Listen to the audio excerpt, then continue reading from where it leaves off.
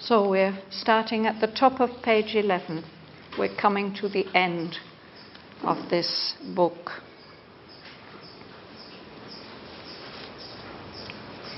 The Supreme Lord has finished giving his prophecy to Savitri. He stops speaking. The measure of that subtle music ceased.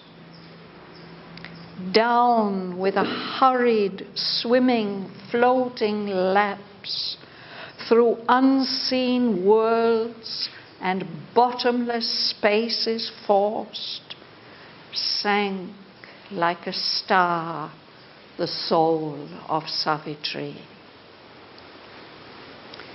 Amidst a laughter of unearthly lyres, she heard around her nameless voices cry, triumphing an innumerable sound. A choir of rushing winds to meet her came. She bore the burden of infinity and felt the stir of all ethereal space. Pursuing her in her fall, implacably sweet, a face was over her which seemed a youth's, symbol of all the beauty eyes see not, crowned as with peacock plumes of gorgeous hue, framing a sapphire whose heart-disturbing smile insatiably attracted to delight, voluptuous to the embraces of her soul. Changed in its shape, yet rapturously the same, it grew a woman's, dark and beautiful, like a mooned night with drifting star-gemmed clouds, a shadowy glory and a stormy depth, turbulent in will and terrible in love. Eyes in which nature's blind, ecstatic life sprang from some spirit's passionate content, missioned her to the whirling dance of earth.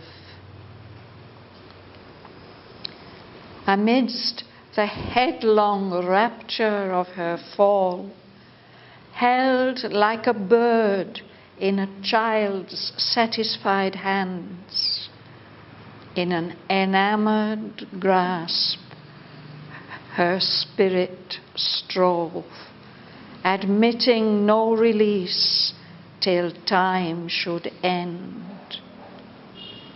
And as the fruit of the mysterious joy, she kept within her strong, embosoming soul, like a flower hidden in the heart of spring, the soul of Shraddhavan, drawn down by her inextricably in that mighty lapse. Invisible heavens in a thronging flight soared past her as she fell. Then all the blind and near attraction of the earth compelled fearful rapidities of downward bliss. Lost in the giddy proneness of that speed, whirled, sinking, overcome she disappeared like a leaf spinning from the tree of heaven in broad unconsciousness as in a pool.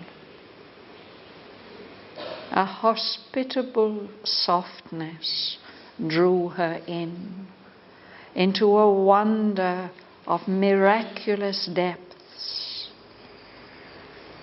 Above her closed a darkness of great wings, and she was buried in a mother's breast.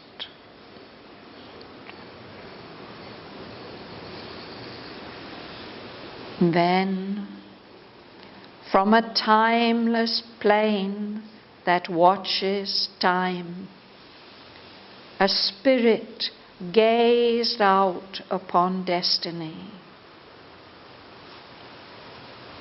In its endless moment, saw the ages pass. All still was in a silence of the gods. The prophet moment covered limitless space and cast into the heart of hurrying time a diamond light of the eternal's peace, a crimson seed of God's felicity.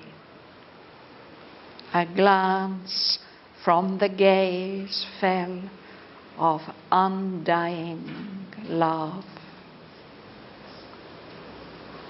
A wonderful face looked out with deathless eyes. A hand was seen drawing the golden bars that guard the imperishable secrecies. A key turned in a mystic lock of time.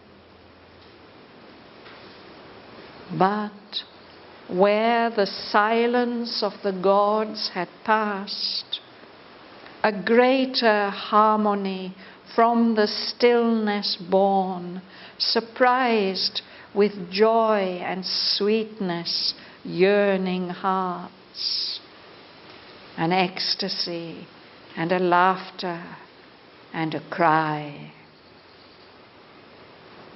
A power leaned down. A happiness found its home. Over wide earth brooded the infinite bliss.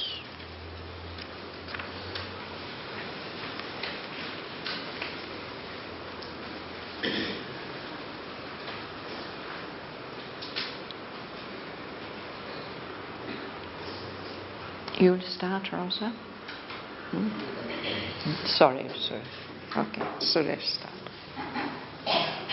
The measure of that subtle music ceased. Down with their hurried, so many floating legs. Through unseen worlds and bottomless space force. Sank like a star, the soul of Savitri. Yes. So the measure, the rhythm of that music, the music of the Lord's voice, ceased. It stopped. And when it ceased, then Savitri starts to fall down from heaven. This high, subtle world of everlasting day where she's been communicating with the Lord. It's as if her soul is being forced to go down through unseen worlds. She feels these worlds around her, but she doesn't see them. And she feels that she's falling through bottomless spaces. Aurobindo says her soul fell down like a star. Sometimes we see falling stars, at night. We can see them. Sometimes one alone, sometimes a shower of them. So like that, her soul, a star of light, is sinking down. Bhavan. Amidst the laughter of unearthly lyres, she heard around her nameless voices cry, triumphing an innumerable sound, a choir of golden wings to meet her came. Yes. So lyres, you remember lyres? This is this small harp that poets carry. So she can hear voices around her. She can hear this music. Those lyres, their sound as they are played is very happy. It's like a laughter. She heard around her many voices, but she doesn't know whose voices they are. They are nameless voices. They are crying out, singing perhaps, triumphing. They are saluting her triumph, what she has won and what the Lord has promised. They are celebrating that. An innumerable sound. We can hear that there are many, many voices, but we can't count how many there could possibly be. And as she falls down, it's as if winds are coming up to meet her, but it's a choir of winds, as if the winds are singing to her as she descends. Nameless voices and then innumerable sound. What is any plane that is crossing it shows? I think it is all the beings, all the heavenly beings, they are celebrating this wonderful moment when Savitri returns to the earth after having gained the boon and after having received this wonderful prophecy for the future of the earth. So it's a universal celebration is going on about this wonderful event. Alice. She bore the burden of infinity and felt the stir of all ethereal space. Yes. So this is what she feels, as if almost she's carrying a weight with her, bearing the burden. It's a load, as if there's some pressure on her from all infinity, limitless space. And at the same time, she's feeling the stir, the movement of all ethereal space. That is the space which is filled with ether. Ether is the finest, most refined and subtle element of the 5 elements. We start from matter, from earth, and then there is water and fire and air and ether. Our physicists have come to the conclusion that ether doesn't exist because they can't detect it with their instruments. But Aurobindo refers to it many times through the poem. It's the element which in Sanskrit is called Akash.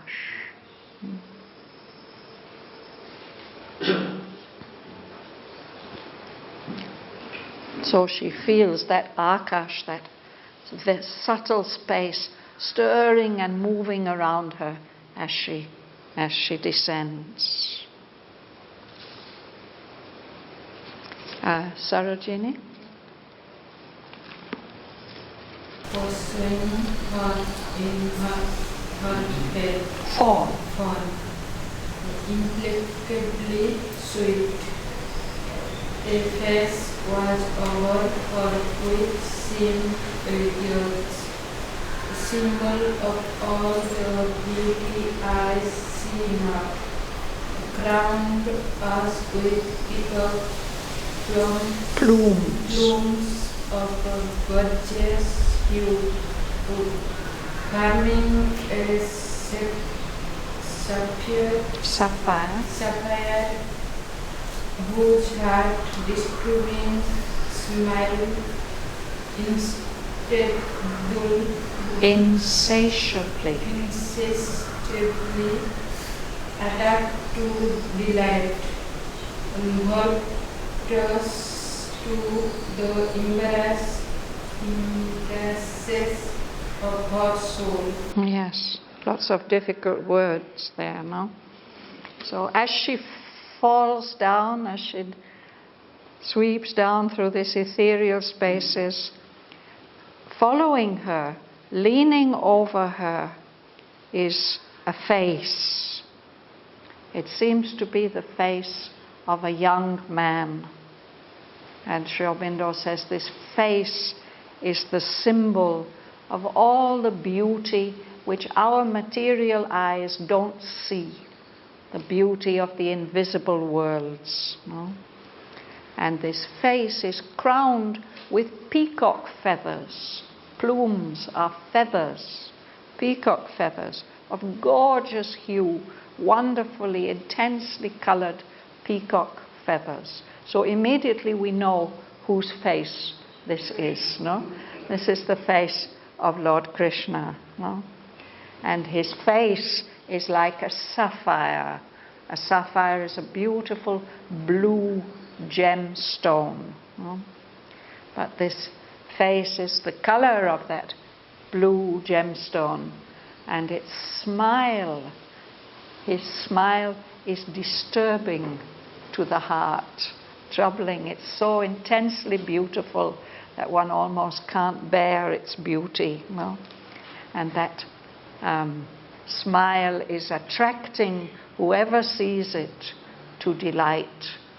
It attracts it insatiably, as if he will never be satisfied with attracting. Insatiable means cannot be satisfied. So that soul, that smile, is voluptuous, extremely enjoyable, even sensuously enjoyable to the embraces of her soul.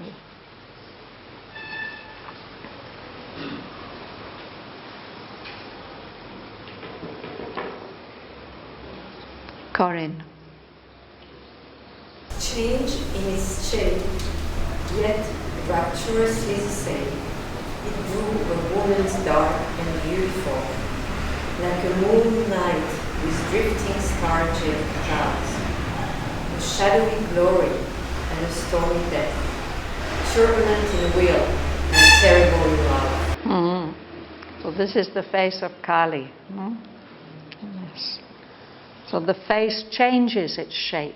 It was Krishna's face, now it changes. And yet in some ways it's rapturously the same. It's the same face. It's equally beautiful. No? Even though now it looks like a woman's face that's dark and beautiful. Dark and beautiful like a night in which there's a beautiful moon and clouds, and shining through the clouds, stars. So as if the clouds have diamonds in them, the stars. So this dark, beautiful face is a shadowy glory because it's dark. And a stormy depth.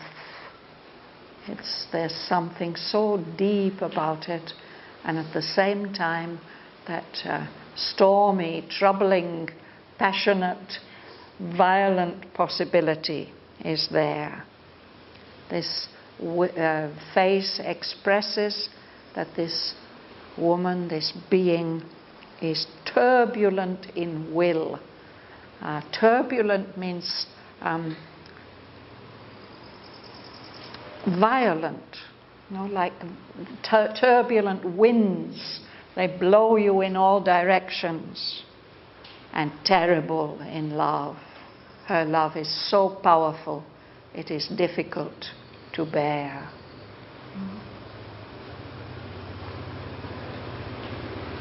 You will read?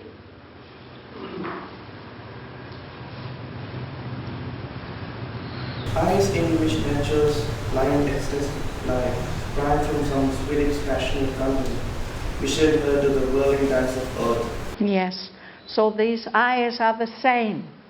There's the eyes of Krishna and there's the eyes of Kali. But these eyes are sending her with a mission, sending Savitri back to the earth, encouraging her to go back to this earth which is whirling, moving around the sun. In these eyes, Savitri sees that the life of nature on our earth or in our universe, nature's blind, ecstatic life, there is some intense delight about the blind movement of life in nature. She sees that blind, ecstatic life is springing out of, coming out of, like water out of a fountain, from some spirit's passionate content. He doesn't tell us what that spirit is, which is at the origin of life's ecstatic movements, blindness. Some spirit's passionate content. There's an intensity in it. And this word content, we can even pronounce it in two different ways. We can say content or we can say content. So you have to decide for yourselves what it means here. Or perhaps we can understand both of them.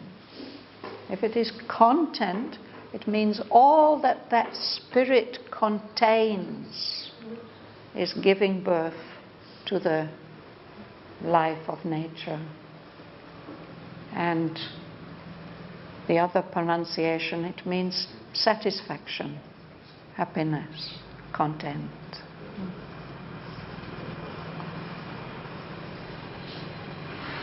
So these eyes are missioning her, sending her, saying, yes, return to earth. Then there's another beautiful picture. Jerry, would you read, please? Amidst the headlong rapture of her fall, held like a bird in a child's satisfied hands, and a moored grasp her spirit strove, admitting no release till time should end.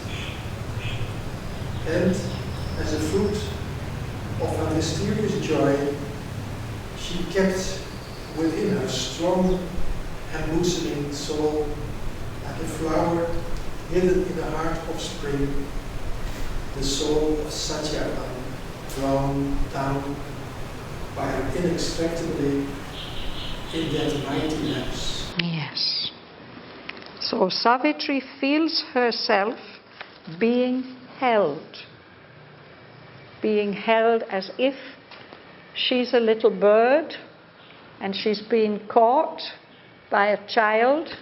That child is so happy to hold the bird in its hands, no? Satisfied. So she's feels that there she is, she's falling down. It's also a kind of delight, rapture. And headlong is when you fall head first, like a diver, no? So in that intense ecstasy of her fall, she feels herself held like a bird in a child's satisfied hands. But it's not a child.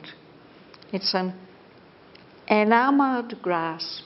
Somebody loves her very, very much and is holding on to her safely. No? That enamored grasp will not let go of her. It will not let go of her soul till time should end. It will hold her forever and ever. That's the first part of the picture. And she, in her turn, is holding on to the soul of Satyavan. That's held within her soul, within her strong, embosoming soul, as if she's holding him deep in her heart. No? He is like a flower. His soul is like a flower hidden in the heart of spring. So as she falls down, returns to the earth, she's carrying with her the soul of Satyavan, which cannot be separated from her, inextricably, can't be separated from her in that mighty lapse of fall.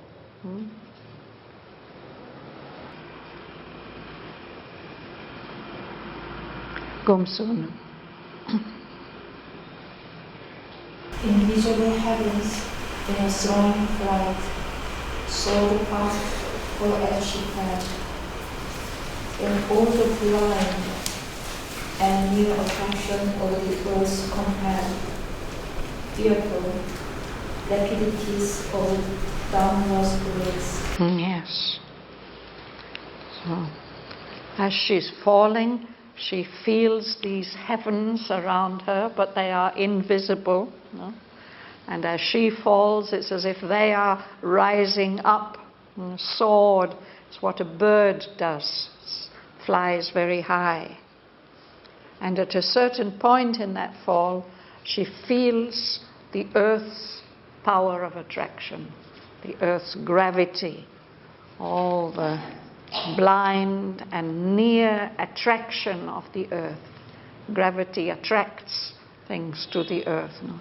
So then she begins to fall even faster, compelled, fearful rapidities of downward bliss. It's still an intense delight, this experience, but still now there's some fearfulness intensifying it.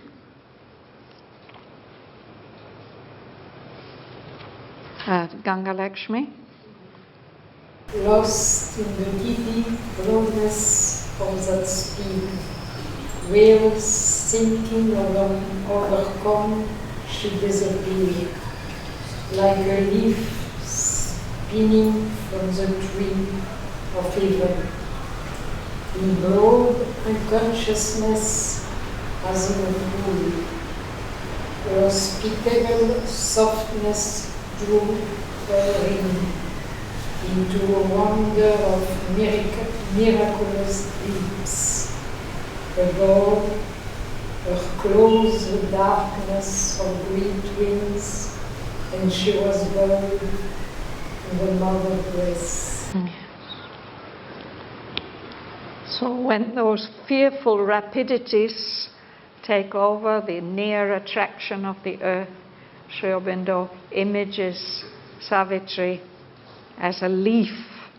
We might see a leaf in the autumn falling from a tree, whirling around, being attracted into, but this would be a leaf from the tree of heaven, So like that, whirling down, she sank, she disappeared in broad unconsciousness, as if that leaf has fallen into a pool and sunk. And then this line, lost in the giddy proneness of that speed. So she's falling down flat, and it's making as if dizzy, giddy proneness. She's falling down very fast and flat, and that's giving some. So that's why she's like a leaf spinning from the tree of heaven. But when that happens, she feels embraced by a hospitable softness.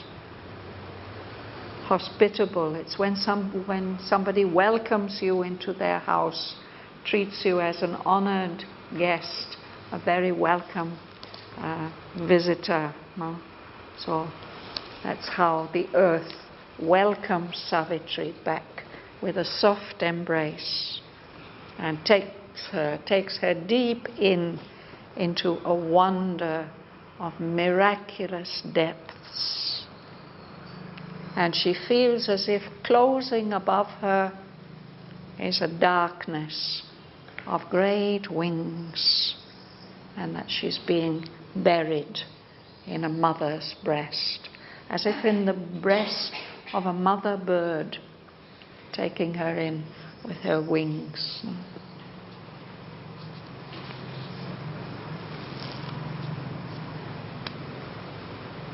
Kamala. Then, from the timeless plane that watches time, a spirit gazed out upon destiny. In its endless movement saw the ages pass.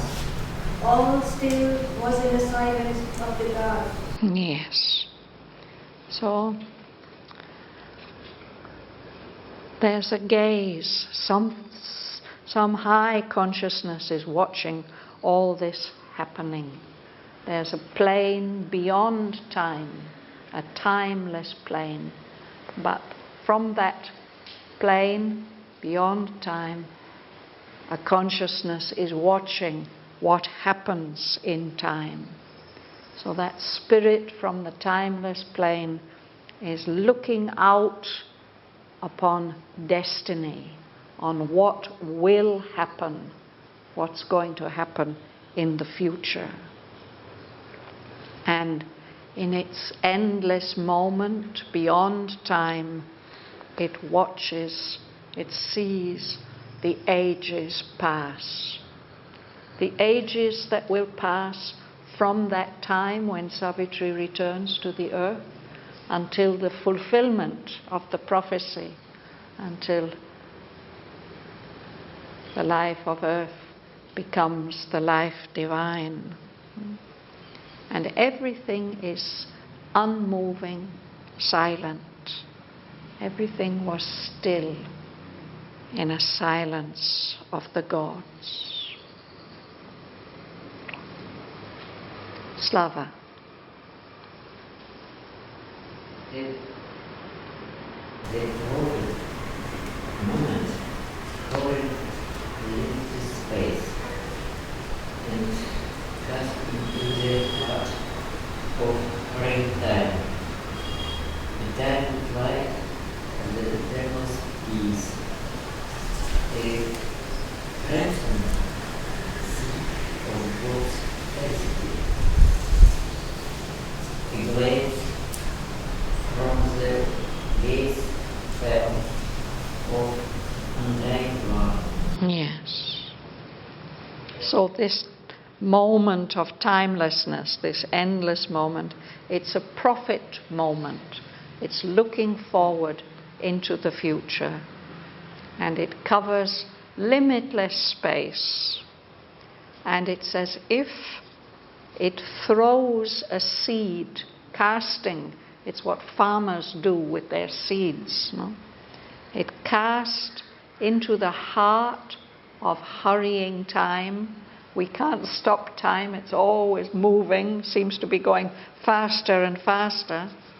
It casts a seed, a crimson seed of God's felicity.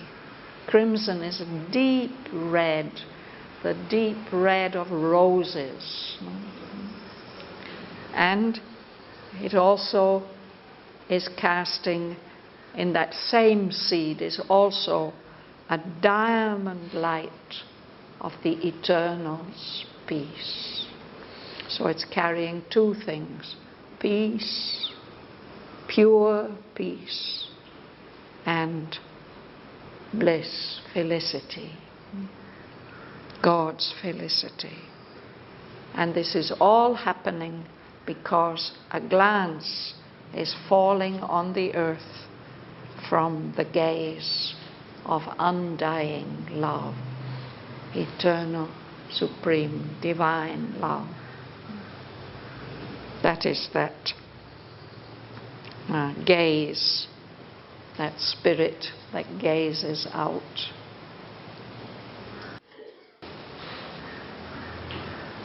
Joel. The wonderful face looked out with deathless eyes.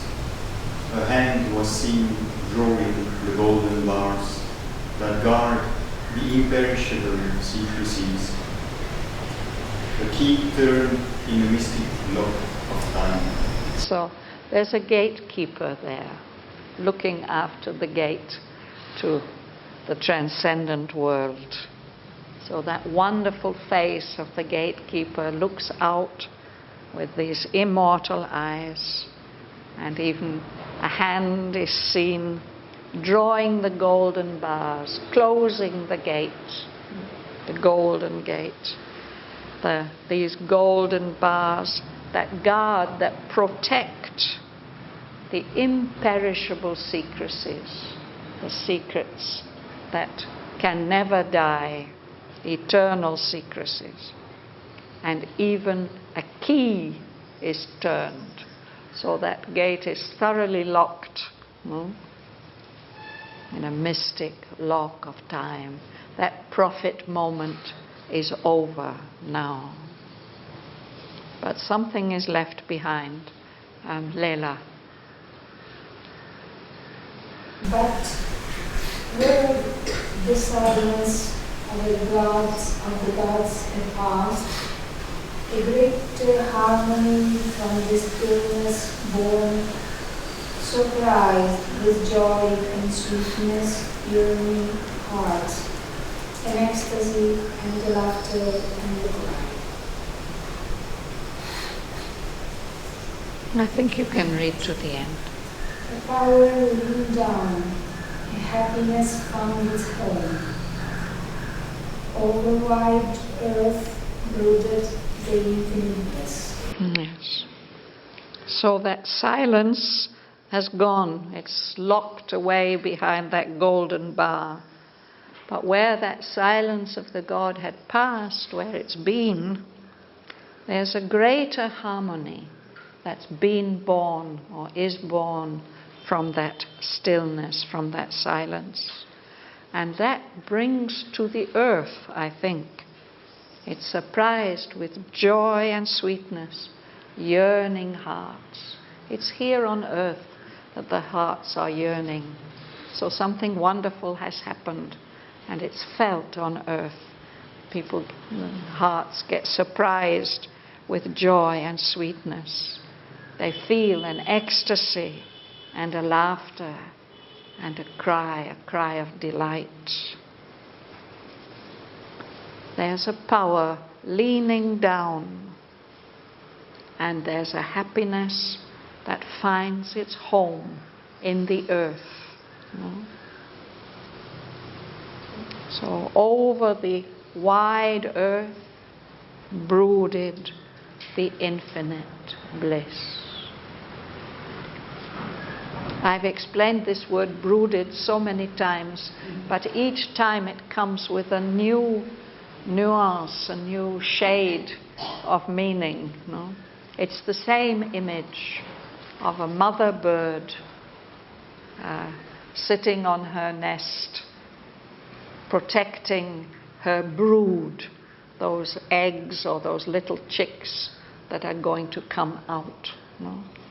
So there's a power, a mother power leans down over the earth, and over the whole earth is brooding this infinite bliss, like a mother bird spreading her protective, nourishing wings.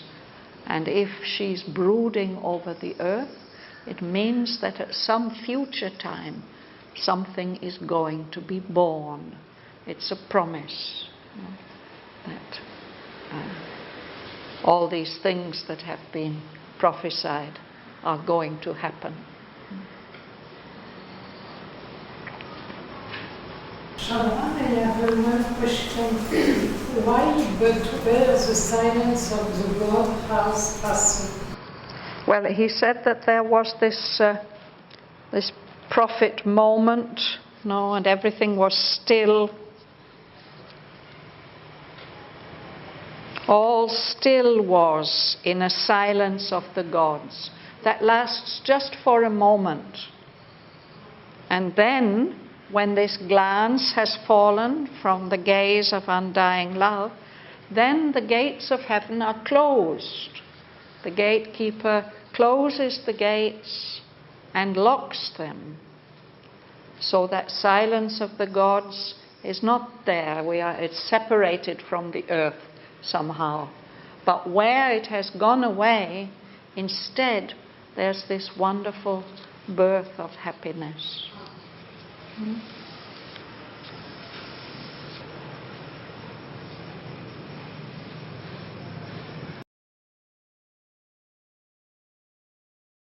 The measure of that subtle music ceased. Down with a hurried, swimming, floating lapse, through unseen worlds and bottomless spaces forced, sank like a star the soul of Savitri. Amidst a laughter of unearthly lyres, she heard around her nameless voices cry, triumphing an innumerable sound. A choir of rushing winds to meet her came. She bore the burden of infinity and felt the stir of all ethereal space.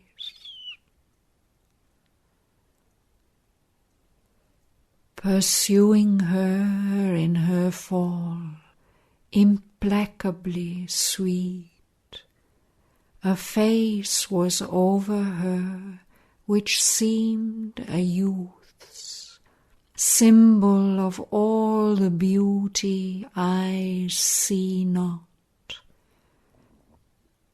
crowned as with peacock plumes of gorgeous hue, framing a sapphire whose heart-disturbing smile insatiably attracted to delight, voluptuous to the embraces of her soul. Changed in its shape, yet rapturously the same, it grew a woman's, dark and beautiful, like a mooned night with drifting star-gemmed clouds. A shadowy glory and a stormy depth, turbulent in will and terrible in love.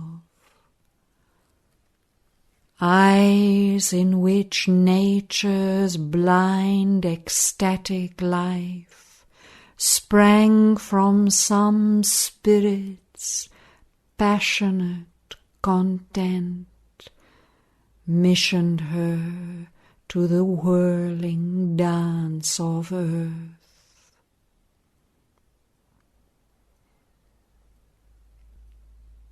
Amidst the headlong rapture of her fall, held like a bird in a child's satisfied hands, in an enamoured grasp her spirit strove, admitting no release till time should end.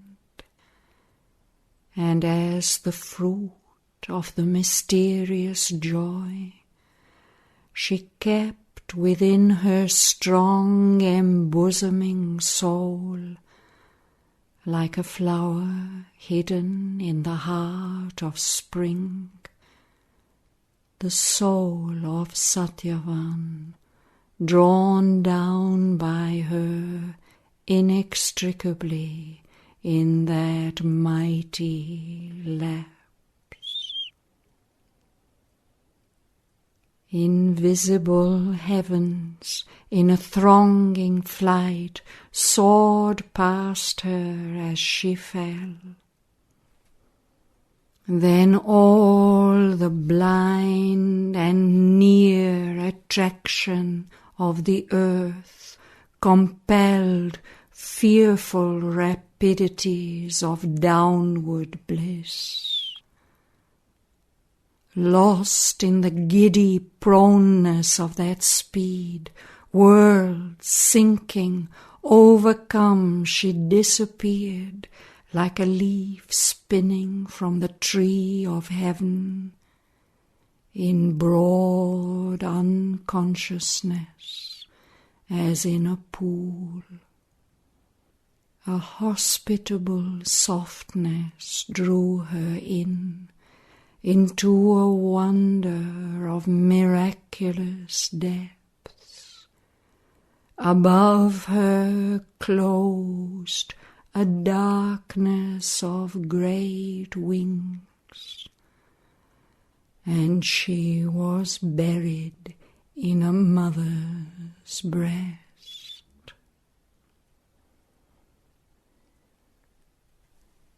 Then from a timeless plain that watches time, a spirit gazed out upon destiny. In its endless moment saw the ages pass. All still was in a silence of the gods.